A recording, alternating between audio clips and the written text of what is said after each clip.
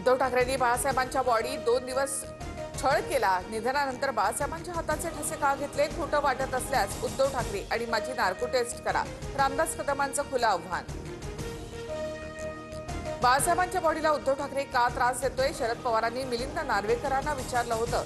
पवार मातोश्रीवर आले असता त्यांना बाळासाहेबांना भेटू दिलं नाही. रामदास कदमांचा खळबळजनक दावा. रामदास कदमांच्या तोंडात कुणीतरी भीतीपोटी शेड कोंबलं असेल अशी वक्तव्य करणं ही बाळासाहेबांची बेईमानी. संजय राऊतांचा हल्लाबोल. ठाकरेंच्या शिवसेनेचे नेते अनिल परबांची उद्या पत्रकार परिषद.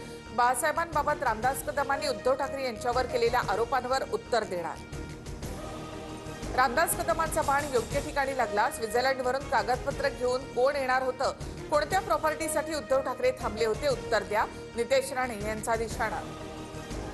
उद्धव ठाकरेंनी भाषणात विकासासंदर्भात एक अवाक्षर देखील न काढल्यामुळे माझे 1000 रुपये वाचवले, त्याबद्दल आभार मानतो. मुख्यमंत्री फडणवीसांचा उपरोधिक टोला.